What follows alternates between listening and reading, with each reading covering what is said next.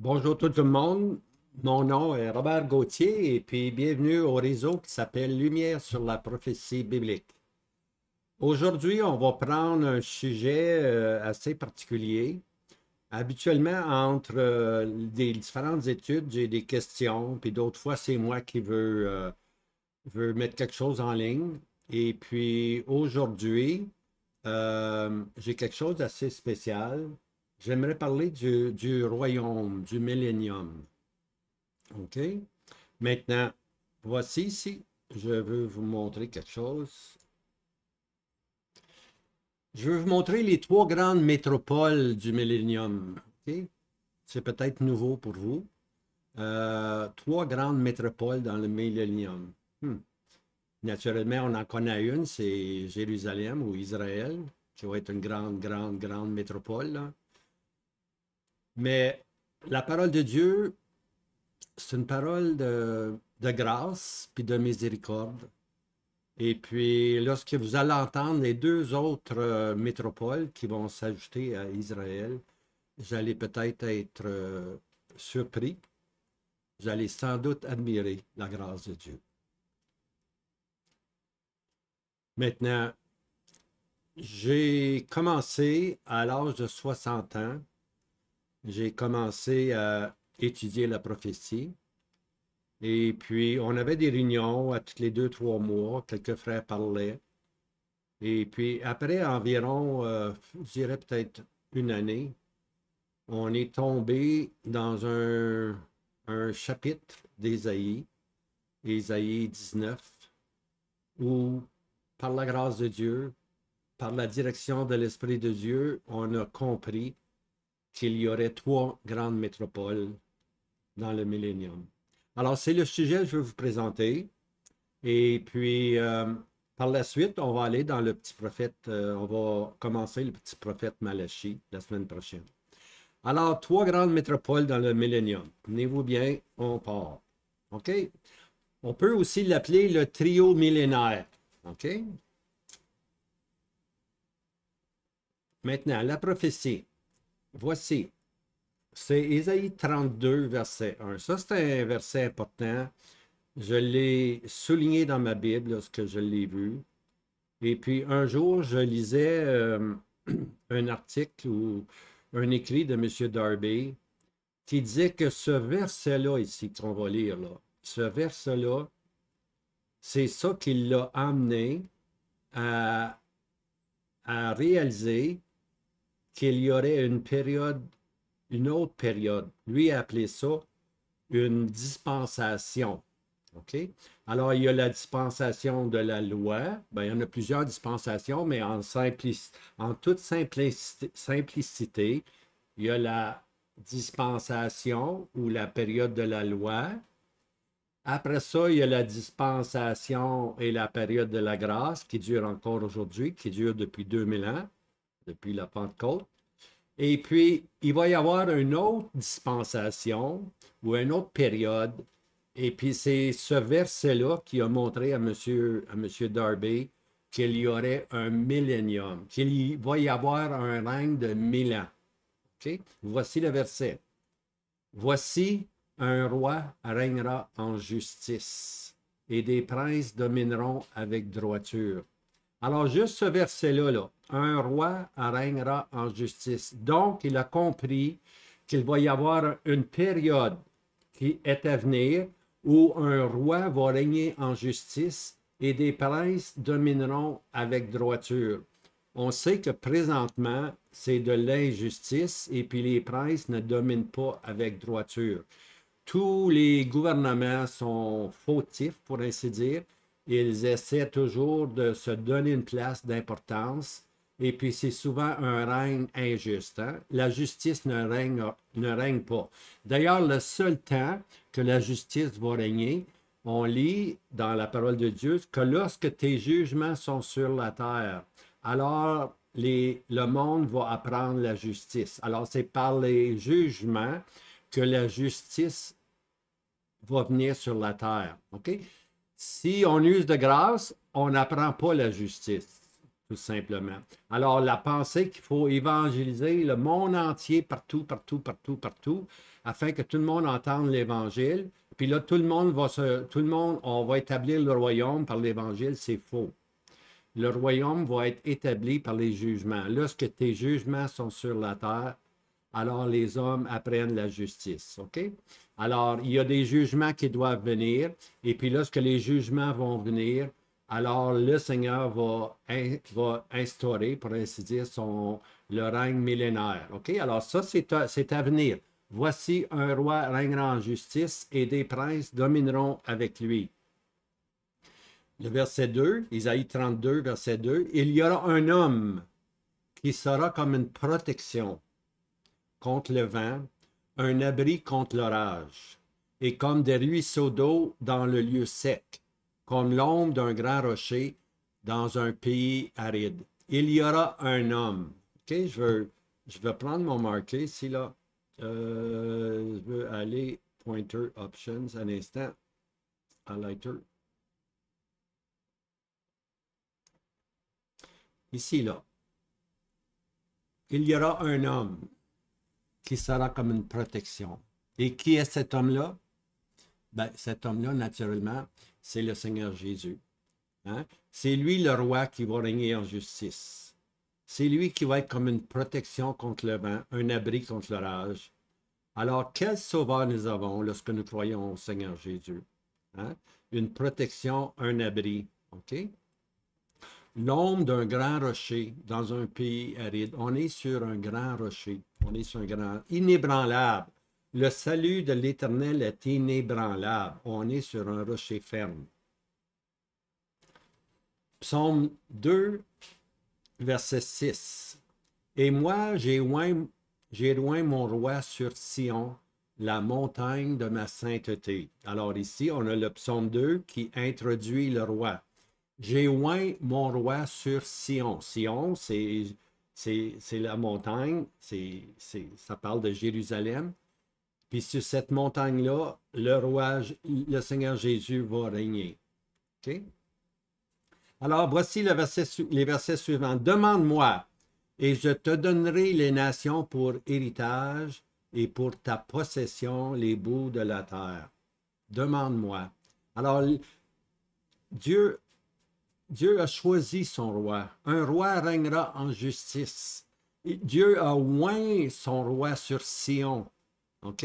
Alors, le Seigneur Jésus va être le roi sur Sion. Maintenant, Dieu dit, l'Éternel lui dit, demande-moi et je te donnerai les nations pour héritage et pour ta possession les bouts de la terre. Alors, le Seigneur Jésus, à un moment donné, va demander que les nations lui soient assujetties, que les bouts de la terre le reconnaissent comme étant le seul roi, loin de l'Éternel. Alors, demande-moi, là, c'est comme homme né d'une femme. Le Seigneur Jésus, il est assis présentement. Nous ne voyons pas toutes choses, mais nous savons que le Seigneur Jésus est assis à la droite de Dieu sur le trône de Dieu. Mais un jour, il doit demander, OK, cet homme-là, né d'une femme, c'est comme homme qui va demander. Il n'a pas encore demandé le royaume, mais le temps va venir où le Seigneur Jésus va demander de prendre comme homme le royaume afin que le royaume que toute la terre lui soit assujettie. Il va s'asseoir, Matthieu 25 nous dit qu'il est assis sur son trône. OK? Donc, il y a un trône à prendre sur la terre. Présentement, par la foi, nous le voyons assis à la droite de Dieu, mais il y a un moment donné où il va dire, donne-moi maintenant la terre, donne-moi le royaume sur la terre. Et puis Dieu, comme homme, va donner au Seigneur Jésus, qui est un homme né d'une femme, il va donner à l'homme le royaume. Un homme régnera en justice. Okay? Un roi régnera en justice. Ce roi-là, c'est le Seigneur Jésus, parfaitement Dieu, éternellement Dieu, parfaitement homme. Il ne perd pas son humanité. Lorsqu'il est rentré dans la gloire, il est rentré non seulement comme Fils éternel de Dieu, qui était éternellement dans le sein du Père, pour ainsi dire, mais il est aussi entré comme un homme. Nous voyons Jésus, hein, couronné de gloire et d'honneur. C'est comme homme qu'il est là maintenant. Et puis, comme homme maintenant, le moment va venir, il va demander que la terre lui soit assujettie. Sa demande, quelle est sa demande présente? Est-ce que le Seigneur Jésus demande présentement de prendre le royaume? Non, il ne l'a pas encore demandé. Le jour va venir, oui. Il y a des choses qui doivent arriver, oui. Voici, Jean 17. C'est le Seigneur Jésus qui parle. Moi, je fais des demandes pour eux. Il parle des disciples ici. Lorsqu'il parle des disciples, il parle de nous. Nous qui avons décidé de suivre le Christ. OK? On nous appelle chrétiens, mais le terme plus exact, si on peut dire aujourd'hui, qu'on doit dire, on est de ceux qui suivent le Christ, qui suivent les enseignements du Christ. OK? Alors, le Seigneur Jésus dit, je fais des demandes pour eux, pour les disciples. Je ne fais pas de demandes pour le monde, mais pour ceux que tu m'as donnés. Alors, le Seigneur ne demande pas le monde présentement, mais il fait une demande pour ceux que tu m'as donnés. C'est le Père qui nous a donné au Fils. OK? Puis le Fils a eu la puissance de nous vivifier. Il donne la vie. Autant que le Père donne la vie, le Fils donne la vie. OK? Et tout jugement a été donné maintenant au Seigneur Jésus. Au verset 11, « Et je ne suis plus dans le monde. » C'est le Seigneur Jésus qui parle maintenant. Il anticipe qu'il est parti. « Je ne suis plus dans le monde. Et ceux-ci sont dans le monde. Et moi, je viens à toi. » Alors là, il parle au Père. Il dit, « Mes disciples sont encore dans le monde. Mais moi, je m'en vais. Je viens à toi. Père Saint, garde-les en ton nom. » Hein, garde-les en ton nom. Nous sommes gardés du berger, puis nous sommes gardés du Père. Hein? Comment est-ce qu'on dirait? Dans Jean 10, la brebis est sur l'épaule du berger qui l'a trouvée. Elle est fatiguée, elle s'est éloignée. C'est le berger qui a fait tout le travail dans votre vie, dans ma vie. Puis finalement, au bout de la ligne, on était au bout de la corde, comme on dit. Il nous a ramassés, il nous a mis sur ses épaules. Le Seigneur Jésus nous a mis sur ses épaules. Puis là, on a la tête ici, puis il parle à sa brebis, il lui dit, « Je sais, je connais ton cheminement, mais c'est moi qui est venu vers toi. Maintenant, tu es en sécurité, tu es en sûreté. Hein? » Il dit, « Ma main droite, c'est elle qui te tient. » Puis la main droite, c'est quoi la main droite?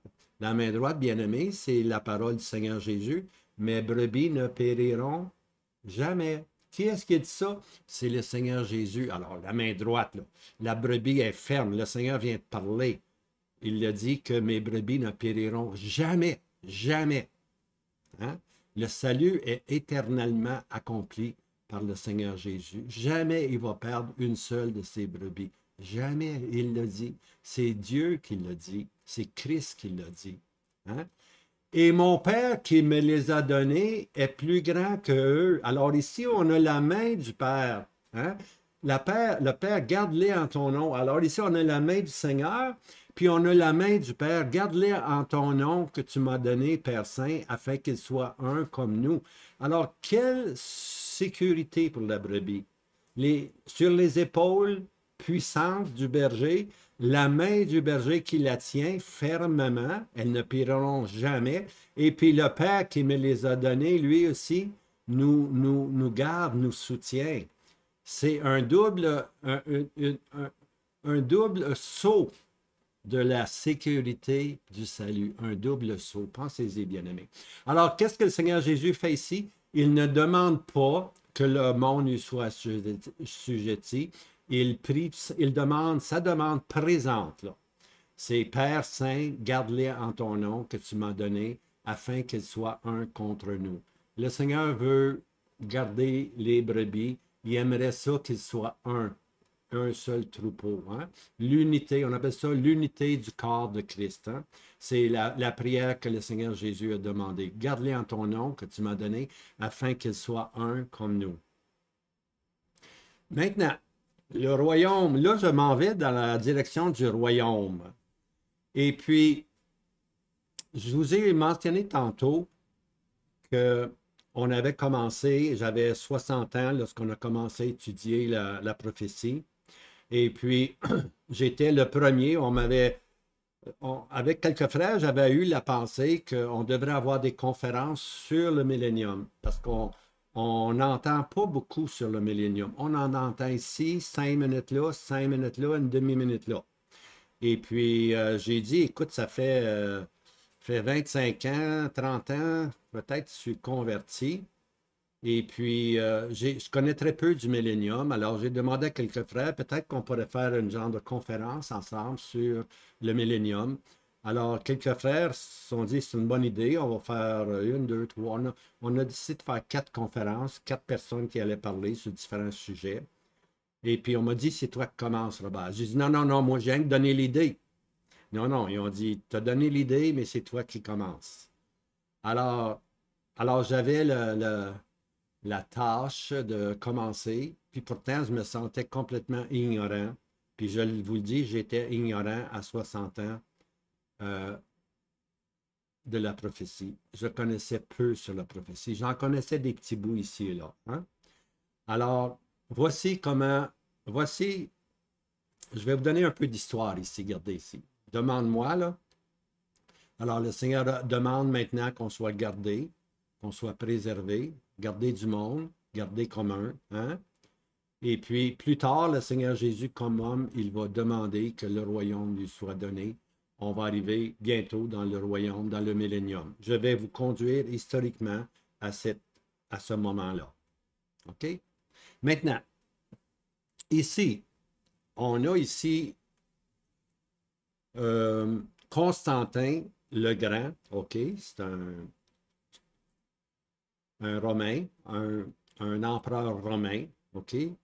306 à 337. Ce qui est arrivé dans sa vie, c'est qu'il y avait beaucoup de, comment est-ce qu'on pourrait bien dire, beaucoup d'empereurs qui voulaient contrôler le monde. Hein. Il y avait une bataille, une chicane entre les différents empereurs. Et puis Constantin était continuellement en guerre avec les autres empereurs. Et puis un jour, on dit, ça c'est l'histoire nous dit ceci, qu'à un moment donné, il a vu un signe, à un moment donné, il y a eu un signe dans le ciel, il a vu une croix. OK? Puis là, il a entendu les paroles qui lui ont dit, par ce signe, c'est-à-dire par la croix, par ce signe, tu vaincras. OK? Alors, ça, à partir de ce moment-là, il a réalisé que il fallait que le monde, c'est par la croix qu'elle allait conquérir le monde, puis devenir l'empereur. OK? Alors, il y a eu des guerres, puis il était victorieux. Et puis, naturellement, il est devenu l'empereur. Et puis, c'est lui qui a fait que maintenant les chrétiens, ou que maintenant les chrétiens aient les meilleurs emplois. OK? Parce qu'avant, il y a eu une période qu'on appelle Smyrne, qui était une période de persécution. Rome païen persécutait les chrétiens. Hein? Dans les arénas, on allumait les chrétiens, on faisait des flambeaux avec eux pour que les gens puissent voir les spectacles. C'était une grande période. Puis dans cette période-là, l'Église était par la persécution, par le martyr, les martyrs étaient très fortes. Alors Satan a dit, j'ai agi comme un lion, ça n'a pas marché, je vais y aller comme un petit serpent. Et puis la façon qu'il s'est pris, c'est qu'il va maintenant dire aux gens, avec Constantin, que l'Empire maintenant, elle devient chrétien. C'est l'Empire chrétien sous Constantin. C'est la religion maintenant de tout l'Empire. Tout le monde. Alors, tout le monde maintenant sont devenus chrétiens. Tout le monde se sont fait baptiser par milliers parce que on disait que le baptême nous introduisait au christianisme, qu'on avait la vie éternelle si on était baptisé. Et puis, en plus de ça, tous les meilleurs emplois étaient maintenant aux chrétiens. Avant, dans Smyrne, les chrétiens lavaient les toilettes, pour ainsi dire. Et puis maintenant, les chrétiens les soi-disant chrétiens, tous ceux qui se disent être chrétiens, veulent avoir les meilleurs emplois au gouvernement, les meilleurs emplois dans n'importe quoi. Alors, tout le monde devient chrétien. Et puis, les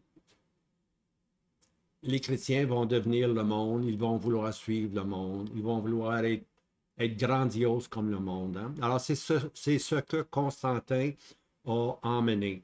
Maintenant, Constantin il était tellement puissant, puis c'est une période où il y avait beaucoup d'évêques, les évêques ont commencé, et puis lui a été nommé Pontifex Maximus, OK? C'est-à-dire le pape des nations, OK? Alors voilà maintenant ce Pontifex Maximus. Il devient maintenant comme un grand pape, le pape des nations. Alors c'est lui qui devient le grand chef religieux, pour ainsi dire. Et puis tous les évêques avec lui, naturellement, le reconnaissent ainsi. Alors, voici ce qui arrive. Alors, à ce moment-là, lorsque la masse des gens, lorsque l'Empire a voulu devenir chrétien, les chrétiens ont enseigné que le royaume de Christ est arrivé. Voyez-vous ici, le royaume de Christ est arrivé. Il y avait tellement de conversions, tellement de personnes qui venaient pour être baptisées, qu'on disait, ben, c'est sous Constantin le Grand que le royaume de Christ va s'établir. On est dans le royaume de Christ. Regardez toutes les conversions partout. Wow, on est dans le millénium. OK? Le royaume de Christ est établi par Constantin. Tout le monde va devenir chrétien. Et puis, ils sont partis avec cette pensée-là qui était complètement fausse. OK? Mais ça démontre comment, des fois, on peut penser. Et puis, ici, c'est ce qui est arrivé. On a dit que le royaume était là parce que Constantin, maintenant, avait emmené tout le monde à devenir chrétien. Alors, comme j'ai mentionné, il prend le titre de Pontifex Maximus, pape des nations. OK? Maintenant, un petit peu d'histoire. Ici, là, ça, cette photo-là, c'est pas celle-là qui m'intéresse, c'est la prochaine. Mais celle-là était avant, était en 306 à 337. OK? Ça, c'est Constantin. OK? Maintenant, remarquez ce qu'il a dans la main. Voyez-vous la main droite, là? Regardez, la main droite. Il y a le globe terrestre. OK? Conquérant de la terre. L'Empire, hein? L'Empire. Et puis ici, le sceptre. Le globe et le sceptre. Conquérir le monde et puis être en contrôle sur le monde. Ça, c'est ce que Constantin a fait. Maintenant, je veux aller à l'année 800 après Christ, OK? Après Dieu. Arrive un personnage du nom de Charlemagne. On l'appelle aussi Charles le Grand, OK? Alors, voici, la chute de l'Empire romain a lieu en 476, OK? On était dans les années 300, là, avec Constantin, où tout le monde est devenu chrétien. L'Empire est devenu chrétien. En 476, après Christ, après Dieu, après Christ, AD, après Christ, l'Empire romain s'est effrité, pour ainsi dire. OK? Et puis, en l'an 800, peut-être à peu près 400 ans plus tard, il va arriver ben, il y a eu la période des évêques, là, puis maintenant on arrive à un pape. OK? Le pape s'appelle Léon III. OK? Lui, il choisit le jour de Noël, en l'année 800, pour couronner Charlemagne. Voyez-vous, Charlemagne a une couronne ici. Là. Il est roi, il est couronné roi ici. Charlemagne est couronné roi. OK? Et il est le premier empereur reconnu pour l'Europe. Donc, même si l'Empire romain s'est effrité, 400 ans plus tard, le pape va choisir Charlemagne pour être l'empereur reconnu de l'Europe. Ça faisait longtemps qu'il n'y avait plus d'empereur. Mais c'est l'Église papale qui a pris de la puissance, Hein? Et puis c'est l'Église ici, c'est le pape qui va nommer maintenant l'empereur. OK? Ça, c'est tout un changement, je vous le dis, là. Ça, c'est tout un changement. Alors, il prend le titre, OK, Charlemagne prend le titre de père de l'Europe, parce qu'il va unifier l'Europe, hein, la France, l'Allemagne, etc., ou on l'appelle aussi le grand protecteur de Rome papale. OK? Lorsque Rome papale a nommé Charlemagne, elle nomme les autorités, elle choisit elle-même les autorités, ce qui n'a jamais été, parce que la royauté était toujours d'un père en fils. Un père nommait son successeur. Le père nommait son fils et lui était roi et lui était empereur. Mais ici, on a un changement drastique. Ce n'est plus le sang de père en fils qui domine, qui va régner. C'est maintenant l'Église, c'est maintenant le système papal avec toute sa puissance qui va dire, toi, tu es roi. Alors voici ici, il couronne Charlemagne comme roi.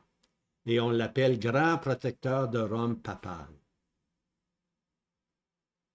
Alors ici, on voit que le pape ici va couronner Charlemagne. Et puis on voit ici tous les évêques qui sont là. Hein?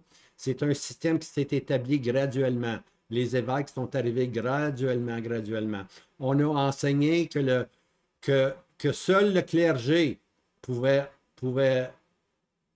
nous mettre en contact avec Dieu, que seul le clergé connaissait les Écritures, que les laïcs, les autres, le peuple, connaissaient rien, mais qu'eux avaient la domination, puis pouvaient les diriger. Alors, avec le système des évêques est venu maintenant le pape qui va diriger, qui va prendre la grande puissance. Hein? Et puis même, on va aller tellement loin qu'on va dire que le baptême sauve, on va avoir les indulgences, on va avoir l'extrême onction, et puis personne ne peut comprendre les Écritures, seulement le clergé, hein, le sacerdoce qui est alloué à une classe spéciale, hein, le clergé qui domine maintenant complètement tous les domaines, et puis il gouverne aussi le monde politique maintenant. Ils vont nommer ici, ils vont nommer Charlemagne comme roi, protecteur de Rome, l'Église papale, hein, protecteur de l'Europe aussi. Okay? Alors, c'est très important ce qui se passe ici, très, très important. Et puis, plus tard, on va aller encore plus loin, on va dire que Rome papale ou que le pape ne peut pas se tromper. Ce qu'il dit, ce que l'Église enseigne, c'est la vérité, puis le pape, c'est l'autorité suprême. Hein. On met de côté complètement les Écritures, et puis c'est le système papal qui est seul privilégié pour connaître les voies de Dieu. Quel blasphème! Quel blasphème, bien-aimé! Alors, ce couronnement ici, là, qui est très important, affirme la supériorité du pouvoir spirituel. OK? Alors ici, là, lorsque le pape, ici, là, met ici hein, la couronne sur Charlemagne, on affirme que la supériorité, ce sont les spirituels maintenant qui vont nommer les rois. OK? Alors, le pape a tous les pouvoirs terrestres maintenant de nommer qui il veut pour diriger. Naturellement, on voit le contrôle qui va s'établir. Hein? Maintenant, je m'en vais dans l'Apocalypse 17. Là, je vais vous faire comprendre un verset dans l'Apocalypse 17, verset 18. OK? Et la femme que tu as vue, OK, est la grande ville qui a la royauté sur les rois de la terre. La femme que tu as vue, OK, la femme que tu as vue ici, là, ça nous parle de la ville impériale. La femme nous parle de la ville impériale qui est Rome, OK? Elle est vue comme étant une femme, OK? Puis cette femme-là, on retrouve dans le chapitre, dans Apocalypse 2, que Jézabel, hein? Jézabel qui enseigne. Alors c'est la femme ici qui va dominer sur les rois de la terre. Alors ici, ce verset-là nous enseigne et la femme que tu as vue est la grande ville qui a royauté sur les rois de la terre. Qui est-ce qui a eu la royauté sur les rois de la terre? Quelle est la ville qui a nommé les rois de la terre dans l'histoire tout entière? Quelle est cette ville-là? C'est Rome. Je ne parle pas de Rome païen, là. Je parle de Rome papale. C'est Rome papale qui va nommer les rois. Alors ici, dans le chapitre 7, on comprend que c'est l'Église, c'est mentionné ici, la femme que tu as vue, on parle de Rome papale. Okay? Il y a deux, la ville de Rome va avoir deux entités importantes. Une entité politique, l'Empire romain va avoir son siège à Rome, puis une entité religieuse aussi, le Vatican va être à Rome. Puis du Vatican, on va nommer les grands rois, les rois de la terre. OK? Alors ce verset-là nous enseigne qu'il y a eu seulement une ville qui a pu nommer les rois de la terre. Puis cette ville-là, on apprend que c'est Rome. OK? Donc, on comprend très bien que c'est Rome papale. Ce verset-là nous enseigne que Rome papale est la grande ville qui a royauté sur les rois de la terre. Il n'y en a pas eu d'autres. Il n'y en a pas eu d'autres. Historiquement, c'est impossible. OK? Alors, dans l'histoire de l'Église, on a vu qu'on a vu Smyrne, qui était la persécution de Lyon. On a vu Pergame, Constantin, où maintenant la religion chrétienne dans l'Empire, c'est d'être chrétien. Tout le monde devient chrétien. Et puis, de cette période-là, on arrive à la quatrième qu'on appelle Thyatire. Maintenant, Thyatire, ça veut dire les sacrifices perpétuels. OK? Les sacrifices perpétuels. C'est-à-dire qu'on offre continuellement des messes. On fait mourir le Christ matin et soir continuellement. Des sacrifices perpétuels. Pourtant, la Bible nous enseigne que par une seule offrande, il nous a rendus parfaits à perpétuité. L'offrande de Christ, une seule fois. Christ a eu besoin de mourir une seule fois, mais avec Thyatire, il doit mourir continuellement. Hein? Des sacrifices perpétuels. Alors, c'est ça que Thyatire veut dire. C'est le système papal. C'est le système avec les sacrifices continuels. Continuels, comme si on n'avait pas accès à Dieu.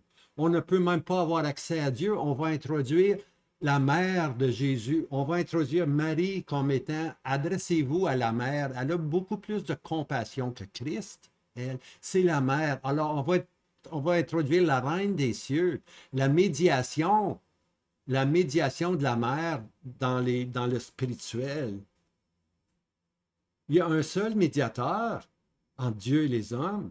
C'est l'homme Christ Jésus. Il n'y a pas de médiatrice. Mais oui, eux vont introduire un système où on va mettre « Approchez-vous de Marie, elle ». Puis plus tard, on va introduire les saints, prier les saints.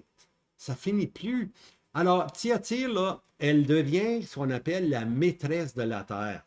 Elle contrôle la terre. C'est l'Église romaine papale qui contrôle la terre, qui nomme dans les années 800, commence à nommer une série d'empereurs, tout simplement, ces empereurs-là sont assujettis à l'Église. Hein? Puis il va falloir attendre, là on va vivre une période sombre, le Moyen Âge, une période sombre, beaucoup de persécutions pour les vrais chrétiens, parce que l'Église persécute toujours les vrais croyants. Hein? Elle est assoiffée du sang des justes. Elle est assoiffée du sang des justes. Hein? Et puis, malheureusement, il va falloir une autre période subséquente qu'on appelle les réformateurs pour dire qu'on retourne maintenant la parole de Dieu. Et puis, ceci va emmener au protestantisme. OK? Alors là, je vais vous donner toute une série d'histoires, mais c'est important de saisir que Thyatire, c'est la période sombre. OK? Apocalypse 2, verset 20. Dans Thyatire, il dit « Mais j'ai contre toi que tu laisses faire la femme Jézabel. » Maintenant, la femme Jézabel, c'était une Cananéenne qui a marié le roi d'Israël. Et puis elle, à sa table, elle avait 400 sacrificateurs de Baal qui étaient à sa table. Alors, elle était méchante, elle était cruelle. Elle se disait prophétesse. Elle enseigne, c'est la femme qui enseigne et égare mes esclaves en les entraînant à commettre fornication, à manger des choses sacrifiées aux idoles. C'est exactement ça, bien-aimé, ce que Thyatire représente. La femme qui enseigne, la femme qui se dit être la vérité. L'Église papale a enseigné hors l'Église, point de salut. C'est l'Église qui a enseigné ça. C'est elle, la femme. Thyatire, c'est la femme, c'est le système romain qui enseigne que hors l'Église, point de salut. Dans la parole de Dieu, on lit hors Christ, point de salut. Voyez là où qu'on est rendu? C'est la femme Jézabel qui enseigne. Hein? Quand l'Église catholique parle, bien aimé, les gens se taisent, tout simplement. Mais c'est une fausse épouse. C'est la grande prostituée. C'est la grande Jézabel et la grande prostituée. Pas juste l'Église papale, mais tout le système, la chrétienté qu'on appelle, tous les ismes, nommez-en des ismes, ça vient tout de la mère qui est Rome papale. Elle est la mère, remarquez bien, elle est la mère des prostituées. Okay? Toutes les religions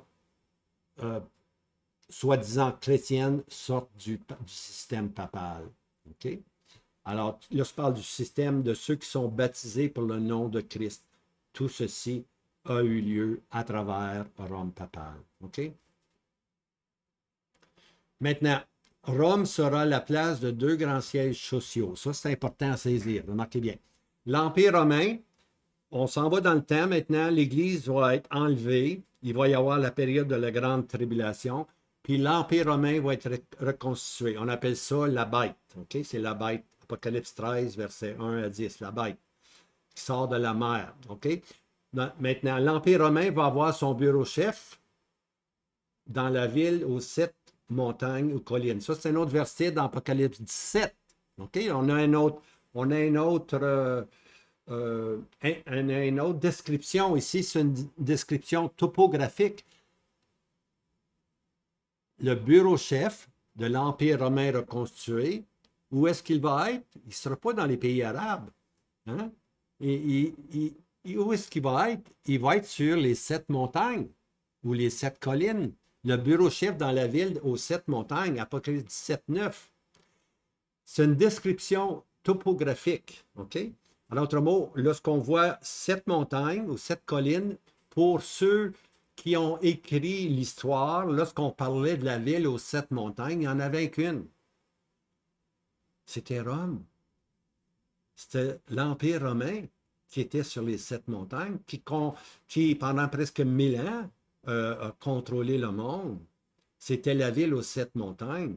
Alors ici, on voit que le bureau chef de l'Empire romain, lorsque l'Empire romain va être reconstitué, la bête va être là, va contrôler, mais son bureau chef va être à Rome. Alors, un bureau chef à Rome.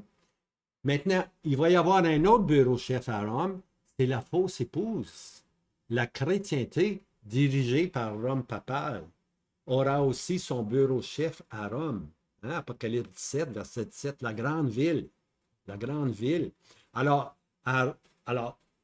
dans l'avenir, dans ce qui est à venir, avant l'introduction du millénium, attendez-vous à voir à Rome même la bête qui va être installée à Rome, OK, sur les 7 collines, et puis aussi la fausse épouse, celle qui nomme les rois de la terre, OK, la grande ville qui nomme les rois de la terre, c'est Rome. Alors, il va y avoir aussi à Rome, au Vatican, un siège social. Ça va être l'élément religieux. OK? Alors, l'élément politique va être à Rome, mais l'élément religieux va aussi être à Rome. OK? Mais, écoutez bien, il y a toujours des mais l'Éternel a une autre ville en vue. Psaume 2, verset 6. Et moi, j'ai oint mon roi sur Sion, la montagne de ma sainteté. Hein? J'ai oint mon roi sur Sion, la montagne de ma sainteté. Jean 19, 5. Jésus donc sortit dehors, portant une couronne d'épines. Une couronne pour un roi. Une couronne mêlée d'épines. On lui perce la tête. Le sang verse. Hein? puis on n'a pas posé la couronne lentement, là. Et de vêtements de pourpre. Hein? Le pourpre, c'est la couleur, c'est la couleur de la royauté, tout simplement, tu vois. Et ils disent, voici l'homme. Hein? En anglais, behold the man. Voici l'homme. Voici l'homme. Hein? Alors, l'Éternel, lui, a une autre ville en vue, c'est Sion. Puis il y a un homme en vue, c'est le Seigneur Jésus. Maintenant, dans Ésaïe, là, je m'en vais dans Ésaïe, au chapitre 19, versets 18 à 25. En ce jour-là, 5 villes situées dans le pays d'Égypte parleront la langue de Canaan et invoqueront l'Éternel des armées, et l'une d'elles portera le nom de Ir-A-Eras. Alors, en ce jour-là, ici, là, je vais ressortir dans le passage d'Ésaïe, dans ces 27, 8, 7 versets, là. En ce jour-là, 5 fois, on va voir l'expression. C'est le jour du millénium. Okay? On fait un saut prophétique. Ésaïe fait ce saut prophétique comme souvent les prophètes font. Hein? Ils sont dans une période et puis, oups, les coups là, on est rendu dans le royaume, hein? Dans le règne millénaire. Alors, qu'est-ce qui va arriver? Dans ce jour-là, il va y avoir 5 villes situées dans le pays d'Égypte. Okay? Donc, on parle de l'Égypte, on parle de 5 villes. Qu'est-ce que ces villes-là ont en commun? Ils parlent la langue de Canaan et invoqueront l'Éternel des armées. L'une d'elles portera le nom de Ir-Eras. OK? On va parler la langue de Canaan, c'est-à-dire qu'on va parler maintenant la langue hébreu. Okay? Parce que Canaan, c'est le pays d'Israël maintenant, c'est la possession. Donc, il va y avoir dans le pays d'Égypte, regardez, dans le pays d'Égypte, il va y avoir dans le règne millénaire 5 villes qui vont parler la langue des Juifs, tout simplement. OK? Mais ce n'est pas tout. En ce jour-là, la grâce et la miséricorde surpasseront le jugement. Écoutez, là, c'est l'Égypte, hein? L'Égypte qui a voulu rendre Israël esclave. Hein? Mais Dieu a compassion. Dieu a miséricorde. Il va y avoir en Égypte là, un résidu assez nombreux. Il va y avoir du monde là-bas qui vont s'attacher à l'Éternel. C'est la grâce de Dieu, bien-aimé. Les Égyptiens qui vont adorer le Dieu d'Israël. Pensez-y. Regardez le verset. Verset 19. En ce jour-là, il y aura un autel élevé à l'Éternel au milieu du pays d'Égypte et à la frontière même une colonne dédiée à l'Éternel. Okay? En ce jour-là, il y aura un autel élevé à l'Éternel. Alors, dans le règne millénium, il va y avoir en Égypte là, un autel à l'Éternel au milieu du pays d'Égypte. Voyez-vous, on va élever un autel à l'Éternel, et pas seulement dans la ville, dans le pays, mais à la frontière même. Hein, quand tu vas traverser la frontière, il va y avoir une colonne dédiée à l'Éternel. Quel changement! Une colonne dédiée à l'Éternel. Présentement, là, il n'y a rien de dédié à l'Éternel.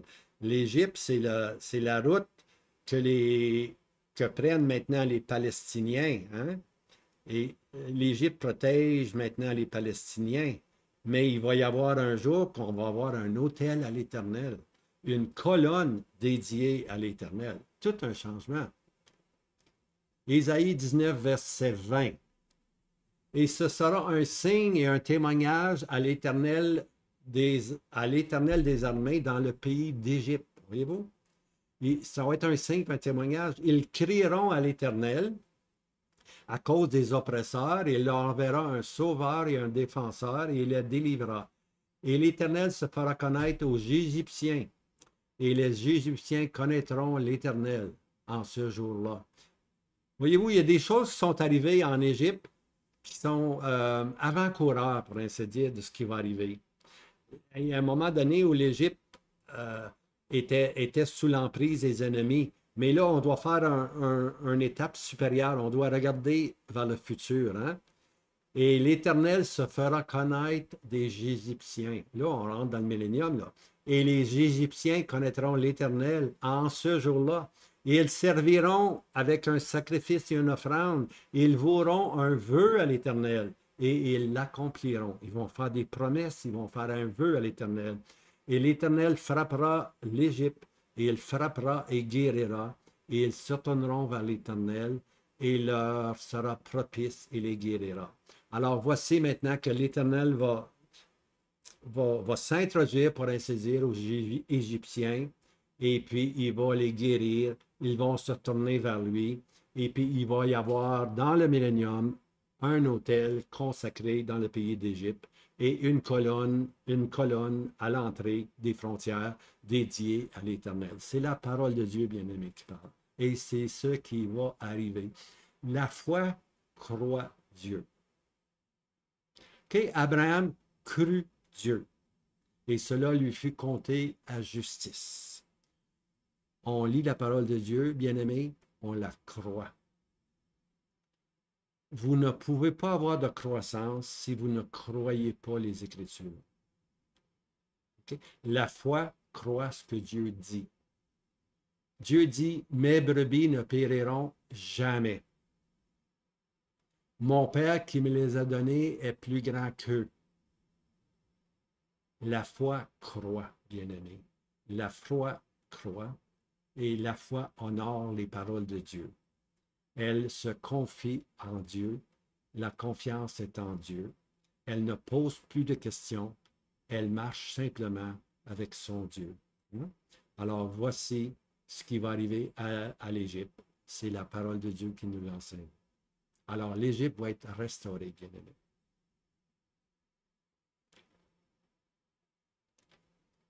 Isaïe 19, 23. En ce jour-là, okay, encore l'expression en ce jour-là, il y aura un chemin battu de l'Égypte à l'Assyrie, et l'Assyrie viendra en Égypte, et l'Égypte en Assyrie, et l'Égypte servira avec l'Assyrie. Voyez-vous ici, là, on a l'Égypte, le roi du Sud, ennemi d'Israël, et puis on a l'Assyrie, tout le territoire de l'Assyrie, qui inclut la Turquie, qui inclut la Syrie d'aujourd'hui, tout ce territoire-là que jadis occupait l'Assyrien historique, ce territoire-là là, va venir en Égypte. Hein? Puis l'Égypte va aller en Assyrie. Voyez-vous ici, là, quand on est dans Daniel 11, verset 40, hein, le roi du Nord fonce sur lui, ça c'est le faux roi en Israël. Le roi du Sud aussi fonce sur le faux roi. Entre les deux, il y a de la guerre continuelle entre le roi du Sud, entre l'Égypte et le roi du Nord qui est l'Assyrie. Il y a des conflits perpétuels. Ça dure continuellement. Mais voilà, ici, on est dans un monde nouveau. Hein? Un chemin battu, ça veut dire un chemin battu, c'est un highway, ça, bien aimé. Un super highway, un chemin battu de l'Égypte à la Syrie. Il va y avoir maintenant cette communication entre le Sud et le Nord. Puis la Syrie viendra en Égypte, et l'Égypte viendra en Assyrie, et l'Égypte servira avec la Syrie. Les deux ensemble vont servir l'Éternel. Quelle miséricorde! Qui aurait pensé ceci, bien-aimé, que l'Égypte et la Syrie comme territoire seraient un jour assujettis et serviraient l'Éternel? Hein? Mais c'est ça que la Bible nous dit. C'est ça qui va arriver. On sait ce qui va arriver, bien-aimé. On connaît l'histoire. La prophétie nous dit d'avance ce qui va arriver. Isaïe 49, 11. Et je ferai de toutes mes montagnes un chemin, et mes grandes routes seront élevées. Voyez-vous ici dans Isaïe 49, il dit, c'est pareil, il va y avoir, à travers les montagnes, il va y avoir un chemin, et mes grandes routes seront élevées, un chemin haut élevé, verset 12. Voici ceux-ci viendront de loin, et voici ceux-là du nord et de l'ouest, et ceux-ci du pays de Sinim. Voyez-vous? Alors, on a parlé du sud, maintenant on parle de la Syrie, le nord, OK? La Syrie, le nord, et de l'ouest, ça c'est l'Europe, simplement. Il va y avoir un résidu dans tous ces territoires-là, et ceux-ci du pays de Sinim. Maintenant, Sinim. Dans la version Darby, voyez-vous la petite étoile, là? Dans la version Darby, M. Darby a mis une note avec un point d'interrogation, la Chine. OK? Alors, c'est intéressant ce point d'interrogation-là. Le pays de Sinim. Sinim, c'est la Chine. On dit on n'entend pas parler de la Chine. Pas trop certain. Sinim semble indiquer, pour ceux qui connaissent les textes originaux, il y a la tendance à dire que Sinim, c'est la Chine. Alors, si vous voulez savoir ce qui va arriver à la Chine va venir aussi sur les highways, sur les chemins, sur les grandes routes. Ils viendront de loin. Oui, tu es venu de loin, très loin. Tu es venu de la Chine. Tu es venu de loin, là. Voici, ceux-ci viendront du nord, de l'ouest et du pays de Sinim. Alors, ça, c'est pour le règne millénaire, bien-aimé. Maintenant, les trois métropoles du règne millénaire, les voici. Ésaïe 19, verset 24. En ce jour-là, je ne l'ai pas souligné ici, là, mais on va le souligner maintenant. En ce jour-là, Israël sera le troisième avec l'Égypte et avec la Syrie, une bénédiction au milieu de la terre. OK? Voici le verset. Verset 25. Car l'Éternel des armées le bénira, disant, béni soit l'Égypte, mon peuple. Quelle grâce. Dieu appelle l'Égypte mon peuple. La Syrie, l'ouvrage de mes mains. C'est comme si Dieu l'avait taillé pour la Syrie, l'ouvrage de mes mains. C'est lui qui va travailler pour emmener le territoire de la Syrie en soumission au roi qui va régner en Sion. Et Israël, naturellement, mon héritage. Israël, mon héritage. Alors voilà les trois grandes métropoles, bien-aimés, du règne millénaire. L'Égypte, la Syrie et Israël. Hein? Ça va être les trois grandes villes, les trois grands territoires qui vont gouverner, pour ainsi dire, le monde. Hein? De ces trois endroits-là, maintenant, l'Éternel va régner, mais surtout d'Israël, mon héritage. Hein?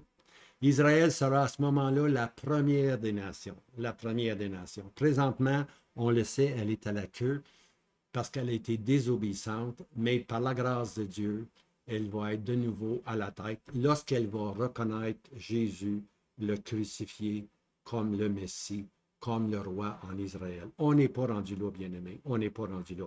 La période d'Église existe présentement. Une fois l'Église va aller dans la maison du Père, parce que c'est un appel céleste et non pas terrestre. L'Église n'est pas appelée à régner sur la terre comme le système papal veut démontrer. L'Église est appelée à régner dans le ciel avec Christ. C'est un appel céleste. Alors, l'appel va avoir lieu, la vraie épouse va aller dans la maison du Père. Dieu va recommencer ses activités avec son peuple terrestre, Israël. Israël va passer par la très grande tribulation, les troupes de Jacob. Et puis, Israël va être restauré. Puis à ce moment-là, lorsqu'ils vont se convertir, lorsqu'ils diront, quelles sont ces marques à tes mains? Celles que j'ai été blessé dans la maison de mes amis. À ce moment-là, Israël va être restauré. Puis Israël va devenir la première des nations. Et toutes les nations du monde vont venir offrir à Jérusalem, une fois par année, envoyer un représentant pour offrir des offrandes à Dieu. Puis le pays qui ne fera pas ceci, pendant le règne millénaire, il n'y aura pas de pluie qui va tomber dans ce pays-là. Ça va être plutôt la peste qui va intervenir. OK? Il n'y aura pas aucune bénédiction. La pluie qui tombe parle de la bénédiction. Alors, ce pays-là qui n'envoie pas ses représentatifs, ses représentateurs plutôt, à Jérusalem pour adorer, vont subir des conséquences. Il n'y aura pas de bénédiction pour eux. Alors, qu'est-ce qui va arriver dans le millénium? Il va y avoir, bien aimé, un seul centre. Et là, je lis Isaïe 2, verset 3. C'est comme ça qu'Isaïe commence. Hein? Il arrivera à la fin des jours. OK? À la fin des jours, là, Isaïe nous emmène déjà dans le règne millénaire. OK? À la fin des jours, que la montagne de la maison de l'Éternel sera établie sur le sommet des montagnes. Hein? On l'a déjà vu dans Zacharie. Hein? Tout va s'effondrer. Dans une des vidéos, j'ai fait en Zacharie, j'ai donné un sketch, pour ainsi dire, où on démontre que tout autour de Jérusalem va s'affaisser. va descendre, puis Jérusalem va rester à sa place. Donc, elle va être haut élevée. La montagne de l'Éternel sera établie sur le sommet des montagnes et sera élevée au-dessus des collines. C'est juste Jérusalem. Quand on va arriver, là, c'est un terrain plat, puis on va voir Jérusalem haut sur une montagne. Ben, c'est exactement ça que Isaïe dit ici. Sera, OK? Et l'Éternel sera établi sur le sommet des montagnes, hein?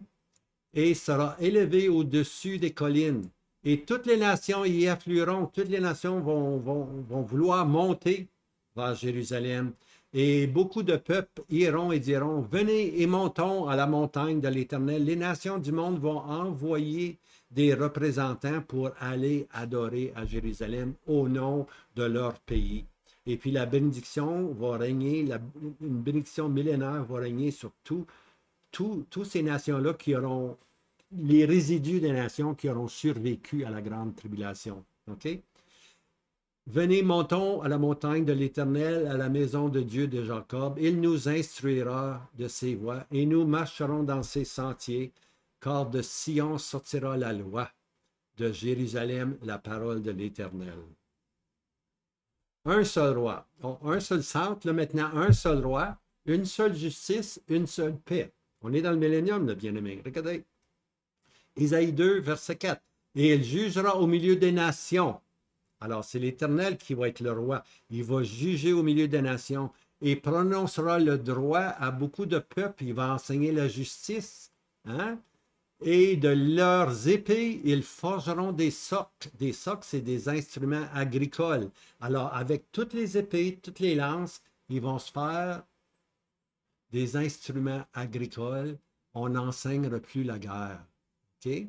Alors, de leur sceptre, de leur lance, une nation ne lèvera pas l'épée comme un autre et on n'en prendra plus la guerre. Il n'y aura pas de guerre, bien-aimé. C'est un règne de paix. Un règne de justice, puis une seule paix. Un seul roi, une seule justice, une seule paix. Ça va être ça le millénium.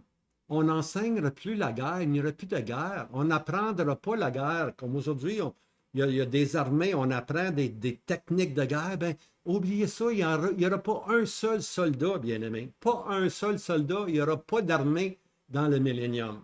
On enseigne, on ne connaîtra même pas c'est quoi la guerre pendant 1000 ans. Hein?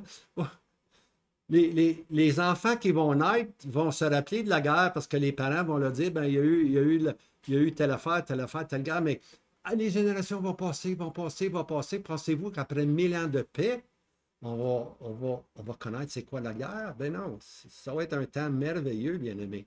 Hein? Le loup ou le lion qui est avec la brebis, hein? Le lion qui mange, au lieu de manger de la chair, il mange de la paille. Le lion qui est rendu comme une bête docile. Toute la création va changer. Si vous pensez que c'est beau l'automne avec les belles feuilles rouges, ben attendez de voir lorsque la terre qui est assujettie au péché, parce que l'homme étant le chef de la terre, il est tout à fait normal que la terre même soit assujettie. Autrement, ça serait de la vanité que la terre soit plus grande que l'homme qui a été assujetti par le péché. Donc, la création qu'on voit, là, on ne voit qu'un pourcentage minime de la beauté. Lorsque le printemps arrive, on est ébloui par les fleurs. Ce n'est rien, bien-aimé, ce n'est absolument rien comparé à ce qu'il va y avoir dans le règne millénaire. Okay? Toute la création va être changée. Hein? Et puis non seulement ceci, mais la nature, les animaux vont être changés, puis on n'apprendra pas la guerre. Il va y avoir un seul temple, bien-aimé. Zacharie 6,12. Ainsi parle l'Éternel des armées, disant, voici un homme. On revient encore avec Zacharie. Là, les prophètes, ils se marient tellement bien. Hein? Les Romains ont dit, voici l'homme. Ils se sont moqués de lui. Mais voici Zacharie dit maintenant, ainsi parle l'Éternel des armées, disant, voici l'homme, voici mon homme que j'ai établi sur Sion. Il va me demander et je vais lui donner le sceptre. Et je vais aussi lui donner la couronne. Voici un homme du nom de Germe. Et il guérira de son propre lieu. Il germera de son propre lieu. Et il bâtira le temple de l'Éternel. Qui est-ce qui va bâtir le temple de l'Éternel? C'est le Seigneur Jésus qui va bâtir le temple de l'Éternel. Alors, il va y avoir un nouveau temple qui va être bâti. On lit, si vous lisez Ézéchiel, chapitre 40 à 48, on voit qu'il y a un temple qui est bâti. Mais ici, on nous dit que c'est l'Éternel qui bâtit le temple. Bien, l'Éternel va se servir des croyants pour bâtir le temple, c'est sûr, mais c'est l'Éternel qui bâtit le temple. Okay? C'est son temple. Il va y avoir un seul temple. Okay? Zacharie 6, verset 13, ça répète. Lui, il bâtira le temple de l'Éternel.